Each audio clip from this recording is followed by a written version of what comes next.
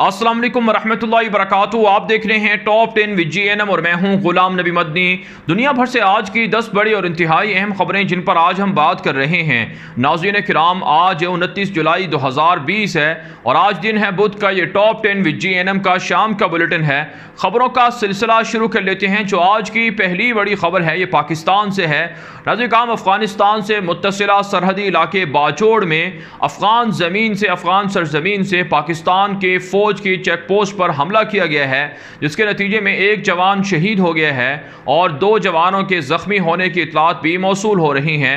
नाज़रीन किराम, आप जानते हैं अफगान बॉर्डर से पाकिस्तान पर हमलों का सिलसिला इसलिए बढ़ाया गया है क्योंकि पाकिस्तान की अफवाज और इसी तरह से पाकिस्तान के गुमनाम हीरोज़ अफगानिस्तान के अंदर छुपे हुए दहशत गर्दों के खिलाफ ऑपरेशन कर रहे हैं।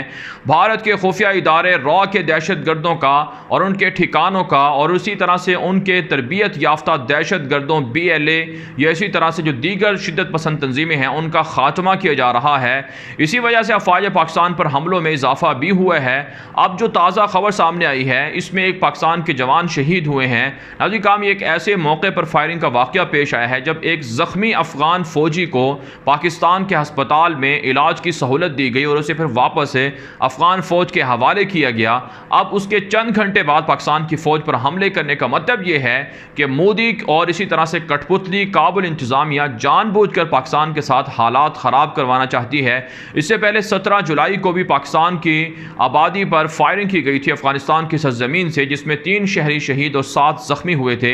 नाज़रीन किराम, भारत की गासिब दरिंदा फौज हो या फिर काबुल इंतजामिया कठपुतली इंतजामिया, वो जानबूझकर हालात को ख़राब कर रही है ताकि अफगानिस्तान के अंदर और पाकिस्तान के अंदर अमन ना आए। आप जानते हैं अफगानिस्तान के अंदर क़याम अमन के लिए अमेरिका और तालिबान एग्रीमेंट के लिए पाकिस्तान मरकज़ी रोल प्ले कर रहा है। इसलिए पाकिस्तान की अफवाज ने आज़म ज़ाहिर किया है कि दहशतगर्द अफगानिस्तान के अंदर छुपे हुए हों, कलभूषण यादव के बाक़ियात जहाँ कहीं होंगे उनका खात्मा किया जाएगा और भारत की साजिशों को कामयाब नहीं होने दिया जाएगा कि वह तालिबान की इमारत इस्लामी के ख़िलाफ़ है और साथ साथ अफवाज पाकिस्तान पर हमला करके पाक अफगान ताल्लुकात को ख़राब कराना चाहता है।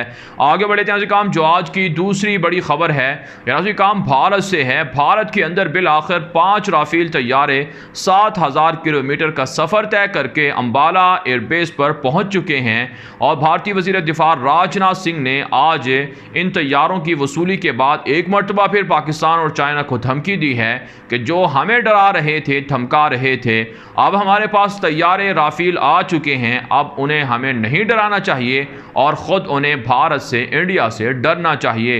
राजनाथ की इस धमकी के बाद नाज़रीन किराम इतलात मौसूल हो रही हैं कि चाइना ने भी अपने ख़तरनाक जंगी जहाज़ों और हथियारों को लद्दाख बॉर्डर पर पहुंचा दिया है। चाइना की जानब से 7000 मज़ीद फ़ौजें भूटान से मुत्तसिला सिलीगुड़ी कॉरिडोर जहाँ से भारत की मशरक़ी रियासतें जुड़ती हैं वहाँ पर पहुँचा दी हैं और साथ साथ लद्दाख के अंदर भी हालात कशीदा चल रहे हैं। भारत की जानब से भी रोज़ाना सैकड़ों फ़ौजियों को लद्दाख पहुँचाया जा रहा है। भारतीय मीडिया दावा कर रहा है कि हालात बेहतर हो गए हैं, लेकिन नाज़रीन किराम हालात बेहतर नहीं बल्कि और ज़्यादा ख़राब हो चुके हैं और किसी भी वक्त बड़ी जंग छिड़ सकती है। भारत पाकिस्तान पर हमले की धमकियां देता रहा। पाकिस्तान ने भी JF-17 थंडर तैयारों को बॉर्डर पर, सरहद पर पहुंचा दिया है।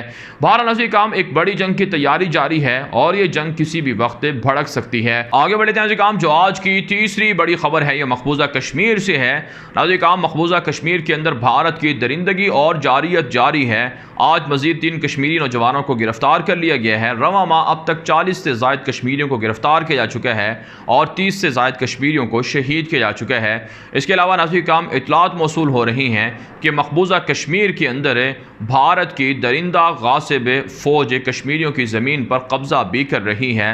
10.5 लाख कनाल जो ज़मीन है मकबूजा कश्मीर की, उस पर अब तक भारत की फ़ौज कब्ज़ा कर चुकी है और मज़ीद इलाकों पर भी कब्ज़े के लिए प्लानिंग जारी है। इसलिए नाज़रीन किराम मकबूजा कश्मीर की हिमायत के लिए हर मुसलमान को अपना किरदार अदा करना चाहिए और जितना हो सके कश्मीरियों को ग़ज़वा हिंद की फ़ौरी तैयारी करना चाहिए और मुसल्लह होकर फ़ैसला कुन मार्का शुरू कर देना चाहिए ताकि भारतीय अज़ाइम को खाक में मिलाया जा सके। इतलात मौसूल हो रही हैं कि नाज़रीन किराम के मकबूजा कश्मीर के अंदर आज कश्मीरी जो आवाम है उन्होंने एहतजाज भी किया है, पोस्टर्स लगाए गए हैं ताकि आवाम को बेदार किया जाए कि वो कश्मीर के अंदर भारतीय मज़ालिम के ख़िलाफ़ उठ खड़े हों। जबकि पाकिस्तान ने सैयद अली गिलानी को जो पाकिस्तान का इंतहाई आला तरीन जो सिविल एजाज़ है वो देने का ऐलान किया है। इस पर भारतीय प्रोपेगेंडा किया गया कि वो पाकिस्तान ऐसा क्यों कर रहा है।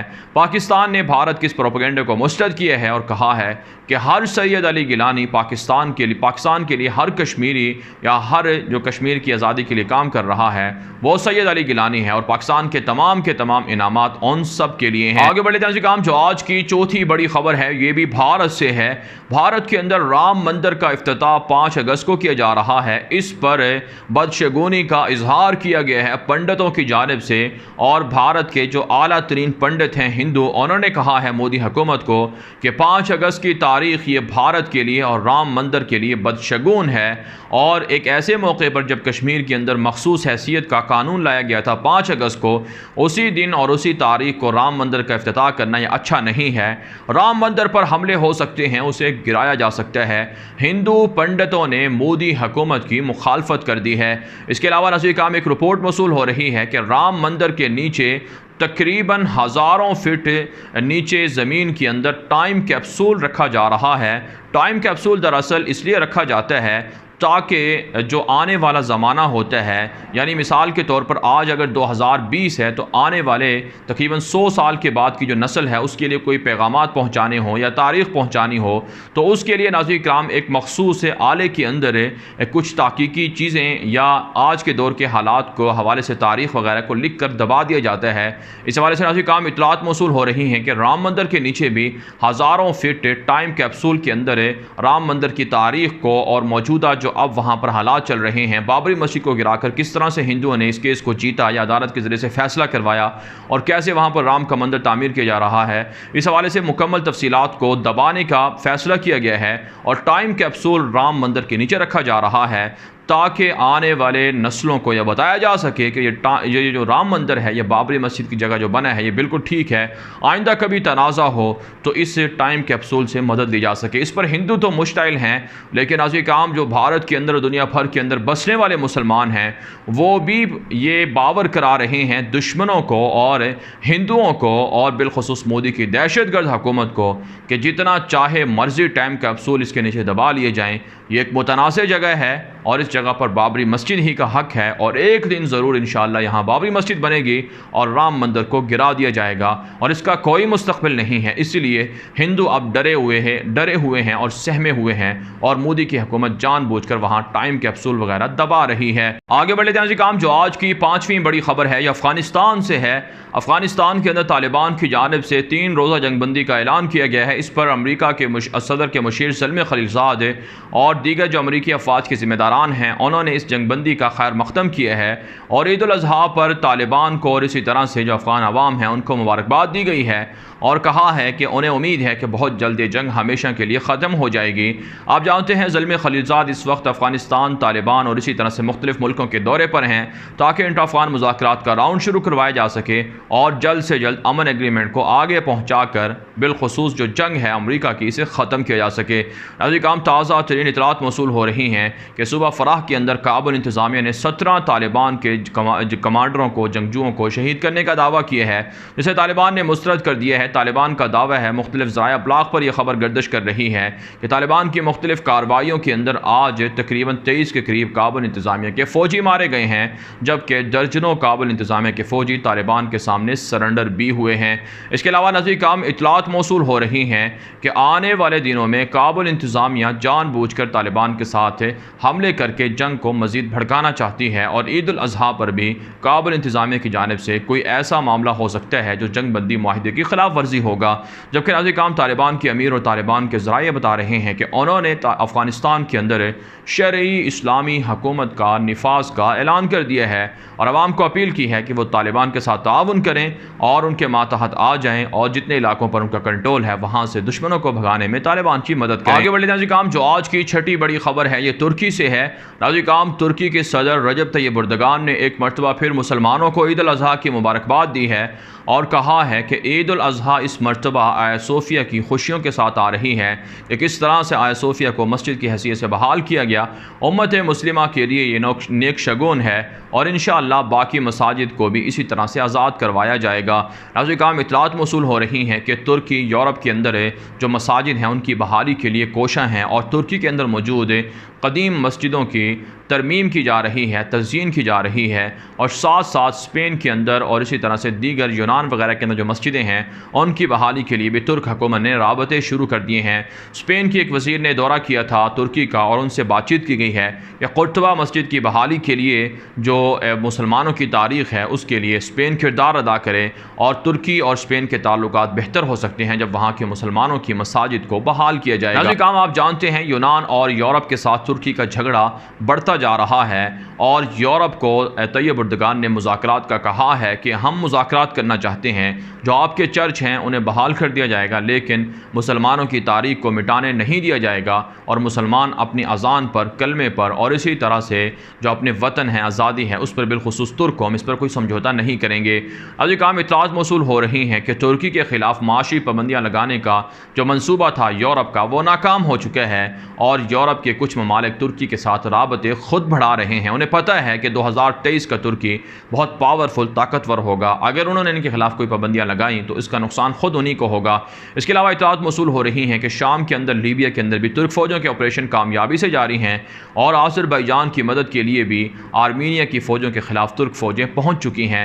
जबकि तुर्की के अंदर सोशल मीडिया पर हुकूमत और इस्लाम मुखालिफ मवाद की रोकथाम के लिए नया कानून मंजूर कर लिया गया है जिसमें कहा गया है कि जो सोशल मीडिया कंपनियाँ हैं उनको अपने नुमाइंदे और दफ्तर तुर्की में बनाने होंगे ताकि वहाँ से सोशल मीडिया के हवाले से कुछ ऐसी जो गलत मालूमात हों या शेयर की जाएँ तो इस हवाले से उनको जवाब दे तुर्की की अदालत के सामने होना पड़े। आगे बढ़े जैसे काम जो आज की 7वीं बड़ी खबर है ये इसराइल से है। इसराइल के एक वज़ीर ने दावा किया है कि कोरोना बहरान के बावजूद ट्रंप इंतज़ामिया यहूदी बस्तियों के इंतज़ाम के हवाले से और डील ऑफ सेंचुरी की तकमील के हवाले से मुकम्मल इसराइल के साथ ताउन कर रही है और राबते जारी हैं और इसराइल के साथ मुसलसल राबतों के ज़रिए ही से ग्रेटर इसराइल को भी बनाया जा रहा है। डील ऑफ सेंचुरी को भी, उस पर भी काम को आगे बढ़ाया जा रहा है और इंतज़ाम यहूदी बस्तियों का जो है उस हवाले से भी काम किया जा रहा है। दूसरी जानब इतलात मौसूल हो रही हैं कि लुबनान और शाम के बॉर्डर पर इसराइली फ़ौजियों की दरअंदाजी इसी मकसद के लिए बढ़ी है क्योंकि अमरीका उनकी पुष्ट पर खड़ा हुआ है। इसके अलावा इतलात मौसूल हो रही हैं कि नेतन्याहू के ख़िलाफ़ एहतजाजी मुज़ाहिरों में शिद्दत आ चुकी है।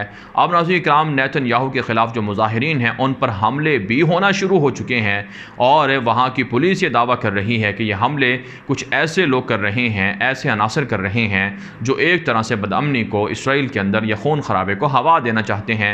हम आपको अपडेट कर रहे हैं कि इसराइल की तबाही और बर्बादी शुरू हो चुकी है और इंशाअल्लाह बहुत जल्द फ़लस्तीन आज़ाद होगा। आज की एक बड़ी खबर ये भी सामने आई है कि 165 के करीब यहूदियों ने मस्जिद अक्सा की बेहुरमती की है, धावा बोला है और मस्जिद अक्सा को गिराने के लिए यहूदियों के हमले मुतवातिर बढ़ते जा रहे हैं। आगे बढ़े जाए काम जो आज की 8वीं बड़ी खबर है ये यमन से है। यमन के अंदर जो तकसीम का मामला था वो अब टल गया है। सऊदी अरब की मशहूर अल अरबिया वेबसाइट ने दावा किया है कि यमन के अलहदगी पसंदों ने अपने मंसूबे से दस्तबरदार होने का ऐलान कर दिया है। सऊदी अरब की कोशिशों से यमन की तकसीम का मामला रुक गया है। आप जानते हैं अब्दुल रब हादी मंसूर की हुकूमत जिसे सऊदी इत्तेहाद सपोर्ट कर रहा है उनके और इसी तरह से अलहदगी पसंद जो जनूबी यमन के हैं उनके दरमियान अख्तलाफात थे। कहा जाता है मुत्तहिदा अरब इमारात जनूबी यमन के अलहदगी पसंदों को सपोर्ट कर रहा था और सऊदी अरब अब्दुल रब हादी मंसूर की हुकूमत को सपोर्ट कर रहा था, असलहा भी पहुँचाया जा रहा था। अब वहाँ पर मामला तय पा गए हैं और उन्होंने जनूबी यमन की तकसीम के मामले को मुलतवी और मुअत्तल कर दिया है। अजी काम अगरचे यमन के अंदर 5 साल जंग जारी है हूसियों के ख़िलाफ़, लेकिन सऊदी इत्तिहाद में भी इख्तलाफात बढ़ते जा रहे हैं। इसका वाज़ेह अंदाज़ा आप यमन की तकसीम से और अब्दुल रब हादी मंसूर और जनूबी अलहदगी पसंदों की मुत्तहिदा अरब इमारात की जानिब से सपोर्ट से लगा सकते हैं। ताहम यमन के अंदर नाज़रीन किराम हालात को ख़राब और तकसीम करवाने के पीछे इसराइल की यहूदियों की और सलीबियों की साजिशें हैं। इसलिए मुसलमान को इस्लामी मुल्क यमन के हालात को बेहतर करने के लिए कोशिशें संजीदगी से जारी रखना होंगी।